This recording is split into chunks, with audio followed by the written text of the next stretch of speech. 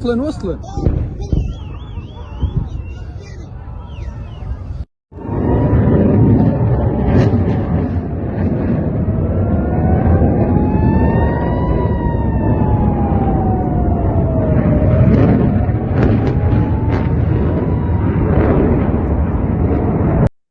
बिस्मिल्लाहिर्रहमानिर्रहीम। अस्सलाम वालेकुम। मैं हूँ डॉक्टर जमूरा दवान और मेरे साथ हैं डॉक्टर फारूक हसनान। आज हम बात करेंगे रीसेंट ईरान का जो हमला है इसराइल के ऊपर, उसकी मुख्तलिफ डायमेंशंस के ऊपर। लेकिन वहां जाने से पहले थोड़ा सा आपको बैकग्राउंड बताना बहुत ज्यादा जरूरी है। एक तो ये कि 14 अप्रैल, जो कि 13 अप्रैल की रात और 14 अप्रैल की सुबह थी, उस वक्त ईरान ने इसराइल के ऊपर हमला किया और ये हमला तकरीबन कोई 3 घंटे तक जारी रहा और 300 से ज्यादा ड्रोन्स, क्रूज मिसाइल्स और ब्लास्टिक मिसाइल्स इसमें इस्तेमाल हुए, जो सिर्फ ईरान से नहीं चलाए गए बल्कि सीरिया और यमन से भी चलाए गए। जिसका मतलब ये है कि it seems as a collective operation.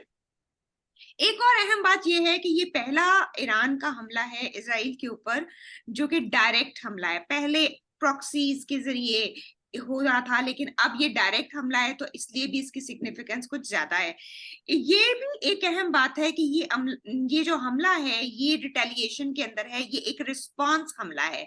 Response हमला कैसे है कि सीरिया के अंदर जो ईरानियन एम्बेसी है उस पर हमला किया गया तकरीबन पिछले हफ्ते इसराइल की तरफ से, और उन्होंने मोहम्मद रजा जाहिदी जो उनके एम्बेसी के जो उनके कमांडर हैं उनको उन्होंने शहीद कर दिया। उसके जवाब में ईरान ने ये इस वक्त हमला किया है। अब इसके अंदर जो ईरानियन हमला है उसमें एक कैजुअल्टी, सिर्फ एक लड़की की डेथ हुई है। इसके अलावा कोई 12 लोग जो हैं उसमें जख्मी हुए हैं। जिसका मतलब ये है कि ये कोई बहुत बड़े स्केल पे ना तो प्लान किया गया था, और इसका मकसद बिल्कुल कैजुअल्टीज या नुकसान पहुंचाना उस तरीके से नहीं था। इसका मकसद एक नैरेटिव सेट करना था, एक रिस्पॉन्स सेट करना था, और इसके बारे में अमेरिकी सदर को भी बता दिया गया था, व्हाइट हाउस को इन्फॉर्म कर दिया गया था, और इसराइल को भी पता था कि ये हमला होगा। कब होगा ये बात नहीं पता थी। लेकिन इंटरेस्टिंग बात यह है कि जितने भी मिसाइल चले इनको इंटरसेप्ट किया गया, और इंटरसेप्ट करने वाले जो लोग हैं उनमें अमेरिका और बरतानिया तो शामिल ही है, और जो यूरोपियन एलाइज हैं वो तो शामिल ही हैं, लेकिन साथ में जॉर्डन ने भी बहुत अहम रोल प्ले किया। तो पहले डॉक्टर फारूक असनाद से मैं ये पूछती हूँ, इस तनाजुर के अंदर जब गजा के ऊपर एक बर्बरियत जारी है इसराइल की, इस तनाजुर के अंदर अगर जॉर्डन हिस्सा बनता है, एक सपोर्ट करता है इसराइल को, तो वो क्या मैसेज सेट करता है? जी डॉक्टर फारूक असनाद। देखिए, बात यह है कि मैं तो जब स्टूडेंट था तो हम हमारा एक आइडियल हुआ करते थे अमेरिकन न्यूज़ आउटलेट्स या उनके प्रोफेसरों की किताबें और फिर रिसर्च जर्नल्स, दूसरे जर्नल्स। लेकिन अब हमें वक्त के साथ पता चला कि ये बिल्कुल वन साइडेड होते हैं, झूठ बोलते हैं और अपना जो पॉइंट ऑफ व्यू है उसको आगे करते हैं। ना इनको जमहूरियत के साथ कोई दिलचस्पी है, ना इनको इंसानी कदरों के साथ कोई दिलचस्पी है। इसलिए जब हम कहते हैं कि हमला हुआ तो वहां पे इतने फीसद उन्होंने तबाह बर्बाद किए, तो मैं तो उसको नहीं मानने को तैयार। मैं तो जब तक दोनों के पॉइंट ऑफ व्यू नहीं सुनूंगा, ईरानियों का क्या व्यू था और दूसरा फिर जो अमेरिकन सोर्सेज से खास तौर पर या यूरोपियन सोर्सेज से हमें आ रहा है। देखिए, इसमें ये था कि ये बहुत बड़ी एक चीज हुई है। बड़ी चीज इसलिए हुई है कि मसलसल, जैसे आपने अपने इंट्रो में भी कहा, इसराइल इनको तंग कर रहा था, इनको नुकसान पहुंचाने की कोशिश कर रहा था। जो और ये डेफिनेटली अमेरिकन इंटेलिजेंस और यूरोपियन इंटेलिजेंस के साथ ये मिल के सारा कुछ कर रहे थे। फिर इन्होंने ईरान को इंसर्कल करने की कोशिश की। इन्होंने जब यूएई के साथ डिप्लोमेटिक रिलेशंस बनाए, बहरीन के साथ बनाए, और कोशिश की कि सऊदी अरेबिया को भी हम इन्वॉल्व करें और इस सारे खिते को। लेकिन इससे पहले कि सऊदी अरेबिया आता, ये गाज़ा का मामला शुरू हो गया। गाज़ा में जो कत्लेआम हुआ है और जो इंसानियत का कत्लेआम हुआ है, उसके बाद मेरा नहीं ख्याल कि इन ममालिक की जो गल्फी हैं उनकी जरूरत होगी कि ये इसराइल के साथ मजीद ताल्लुकात आगे बढ़ा सकें। सेकेंडली, ईरान ने अपना मैसेज भेजा है। मैसेज उन्होंने भेजा है कि हम इतनी दूर होते हुए भी हम आपके ऊपर मिसाइल्स का और ड्रोन्स का हमला कोऑर्डिनेटेड कर एफर्ट सकते कर सकते हैं।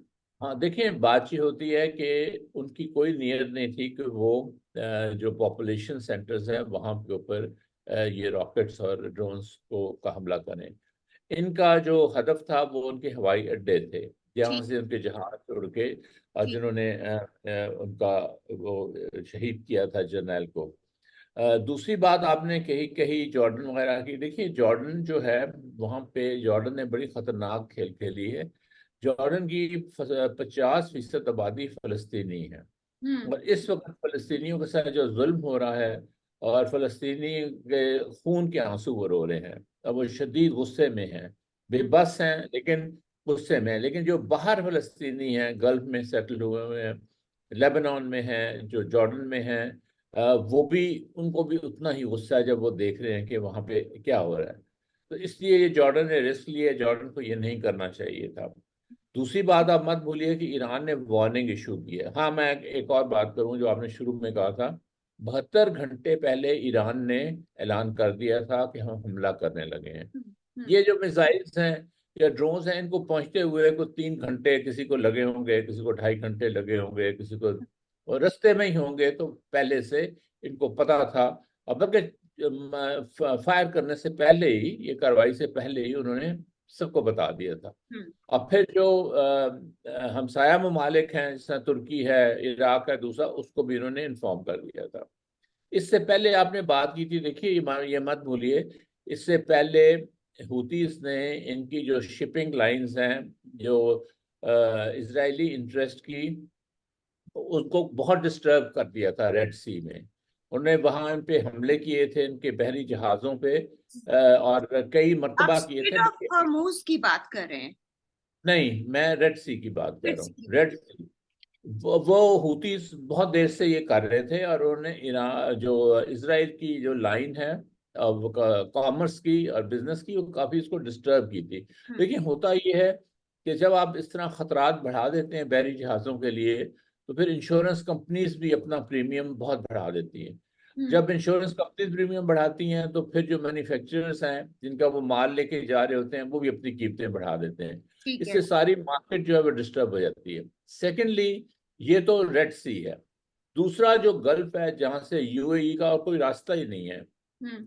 कतर का कोई रास्ता ही नहीं है, कुवैत का कोई रास्ता नहीं है, सिवाय कि वो इस रास्ते से, स्टेट ऑफ हॉर्मस से होके इनकी शिप्स जाएं, चाहे वो तेल से भरी हुई हो या उसमें गैस हो या सिलेंडर्स हो गैस के, या कोई भी हो। तो हम्म। वहां पे भी अगर ईरान चाहे तो वो इनको रोक सकता है। लेकिन ये इसमें शामिल नहीं हुए।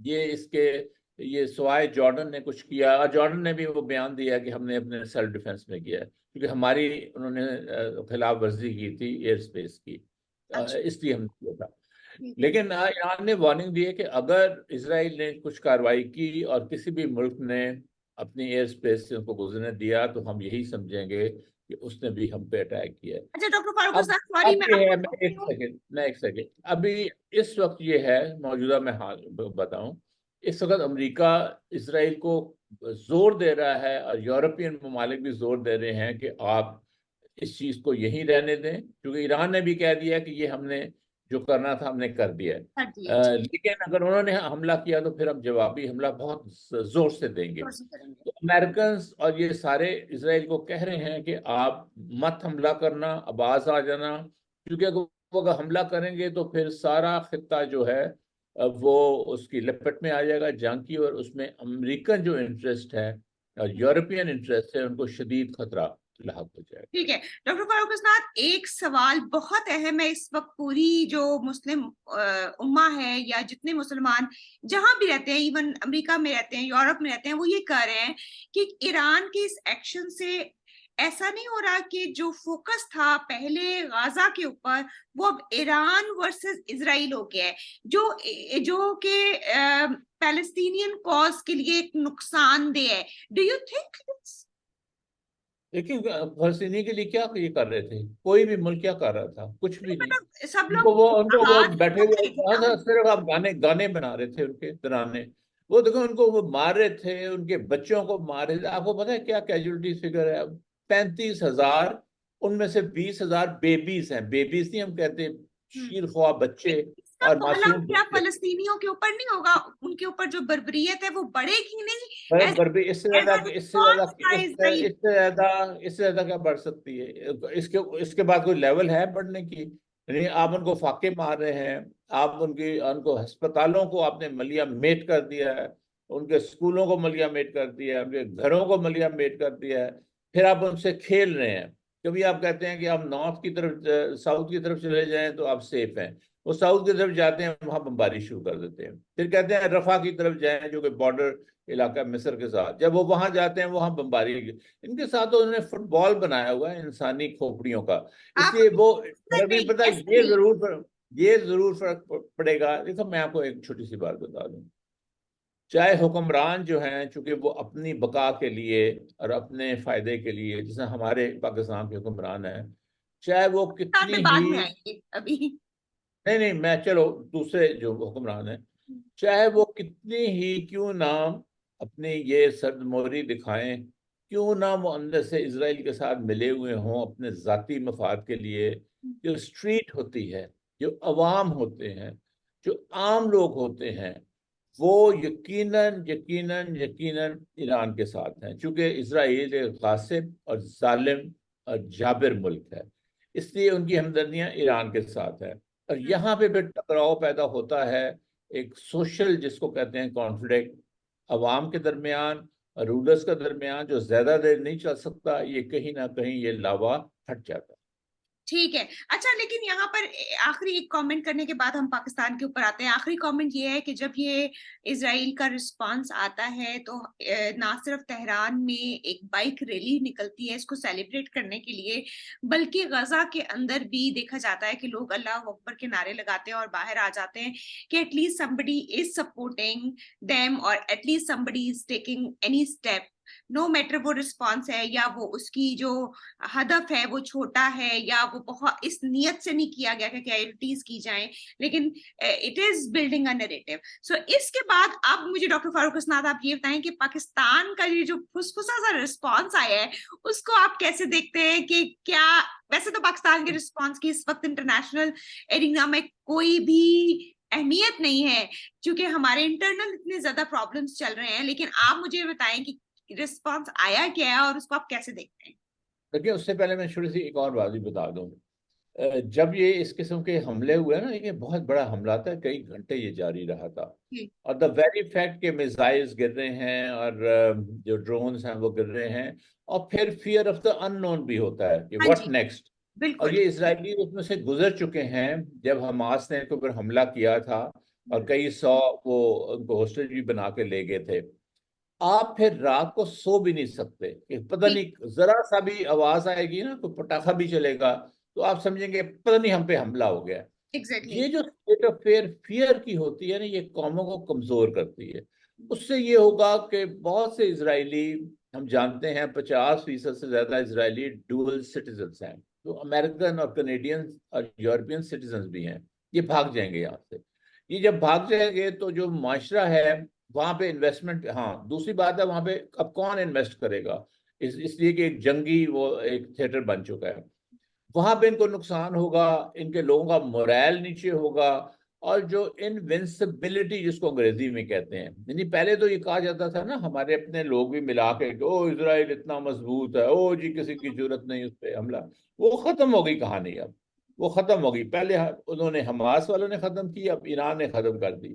तो इसलिए वो डरे डरे से वो रहेंगे और वो बात नहीं रहेगी। तो इससे माशरा आप देखेंगे अंदर से टूट फूट का शिकार हो जाएगा इसराइल का। इसका एक है। अब मैं पाकिस्तान, देखिए पाकिस्तान ने इसराइल का नाम भी नहीं लिया। ये फॉरेन ऑफिस ने एक फुसफुसा सा बयान दिया है, टिपिकल, सीज फायर कर लो, सिक्योरिटी काउंसिल ने कुछ नहीं किया, उनको करना चाहिए, इस किस्म के उन्होंने बयान दिए हैं। उनको ये कहना चाहिए था कि हम पसंद करेंगे, हमारी तरजीहात में ये होगा कि अगर लड़ाई मजीद आगे ना बढ़े। लेकिन ईरान हमारा हमसाया है। अगर ईरान को कोई नुकसान पहुंचता है तो हम समझते हैं कि वो हमें भी नुकसान पहुंचेगा। दूसरा, हम नहीं ये बर्दाश्त करेंगे कि हमारे बॉर्डर्स के ऊपर एक जंगी कैफियत पैदा हो। आपको कम से कम ये बयान देना चाहिए था, कम से कम। ध्यान देने लेकिन के लिए आप पल्ले ये हो ना। इम्पोर्टेड जाली शिकस्त खुर्दा बुरी तरह हारे हुए इलेक्शन में ये इनको बिठा दिया गया वहां पे। और ये जो उनको चला रहे हैं ना वो उनमें कोई अकल है, और ना वो पाकिस्तान के साथ लगता है खैर ख्वाह भी नहीं है, और ना ही जो बैठे हुए हैं उनकी है। इसलिए इसको तो आप भूल जाएंगे ये हुकूमत क्या करेगी या क्या नहीं करेगी। आप ये देखें अवाम क्या करेंगे। मुझे तो लगता है अवाम कि यकीन हुकूमत को कुछ करने ईरान के से भी साथ। या कोई बयान देने से भी, उनके जब इंटरनेशनली वर्थ ही कोई नहीं है, उनके अपने पल्ले ही कुछ नहीं है, तो फिर वो क्या एक आप नैरेटिव सेट भी कर देखें, सकते आप अगर अपने आप को समझते हैं कि आपकी 240 मिलियन आबादी है, अब दुनिया का 5वां बड़ा मुल्क है, उसके बाद आपके पास एटॉमिक वेपन्स हैं, आप चंद मुल्कों में से हैं, आप 6 उन मुल्कों में से हैं जिनके पास एटॉमिक वेपन्स हैं। आपके पास निहायत सोफिस्टिकेटेड मिसाइल सिस्टम है। एक जमाने में आपकी सारी दुनिया जो है वो पाकिस्तान को कदर की निगाह से देखती थी और उनसे मशवरा करती थी। जब भी मशरक़ वस्ता में कोई भी मामलात होते थे, हैं।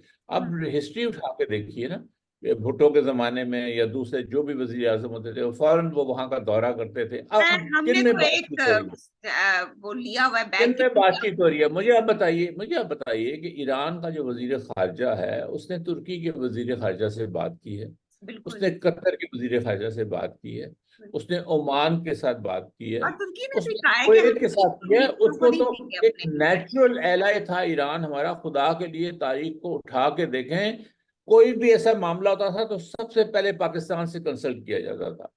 एक बात भी पाकिस्तान से उन्होंने नहीं डिस्कस की, इससे पहले भी नहीं की थी, अब भी पाकिस्तान नहीं की की। इतने इश्यूज हैं इस वक्त, करंटली पाकिस्तान अपने मसाइल में खुद ही इतना उलझा हुआ है और उनको कॉम्प्लिकेट कर रहा है। हर रोज ये अपने मसले को मजीद कॉम्प्लिकेट करते हैं, तो इसकी नहीं, पोजीशन आप बताएं ना कि कॉम्प्लिकेट कौन कर रहा है। कॉम्प्लिकेट अगर जिस तरह इलेक्शंस हुए थे, चाहे वो डिलेड हुए थे, कॉन्स्टिट्यूशन की धज्जियां उखेड़ दी गई थी, वायलेट किया गया था, 90 डेज एक्सीड कर गया था, हुए तो थे।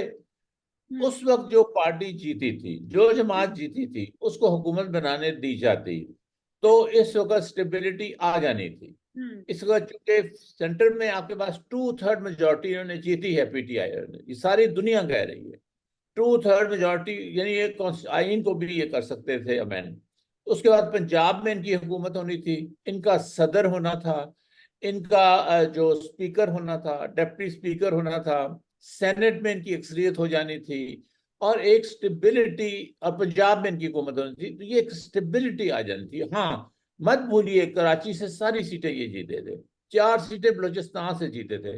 यानी एक वफाकी मजबूत पार्टी जब हुकूमत में आती तो वो बहुत कुछ कर सकती थी, और पाकिस्तान का नाम भी वो बुलंद कर सकती थी, एक मजबूती भी दे सकती थी, और इक्तसादी तौर पे भी आगे बढ़ा सकती थी। तो ये जो आप कह रही हैं, मैं मानता हूँ इसे। इस वक्त और भी बहुत से मामला हैं जो आप नहीं थी यहाँ पे पीछे हुए हैं। जैसे इमरान खान का केस है, डिले करते जा रहे हैं, डिले करते जा रहे हैं, और कौन इनको पीछे से कह रहा है, कौन धज्जियां उखेड़ रहा है अदलिया की, हम सब जानते हैं। तो ये तो है अपनी जगह पे इशू। डॉक्टर फारूक अस्नाद, आखिरी बात सिर्फ हम ये कहेंगे, वही बात जो आप हमें क्लासेस में भी पढ़ाते थे और हमने अपने आप स्टूडेंट्स को भी बार बार समझाई, कि जब तक आप डोमेस्टिक तरीके से, डोमेस्टिक इन्वायरमेंट आपकी सिक्योर नहीं होगी, उसमें रूल ऑफ लॉ नहीं होगा और वहां पर चीजें बेहतर नहीं होंगी, स्टेबल नहीं होंगी, आप इंटरनेशनली आपकी कोई वुकत और हैसियत नहीं रहती, आपको बात भी कहते हैं तो उसकी कोई हैसियत नहीं होती है। तो ये एक इम्पॉर्टेंट बात है। और साथ में हम इंशाल्लाह दोबारा अगर कोई आगे डेवलपमेंट होती है तो will definitely talk about it.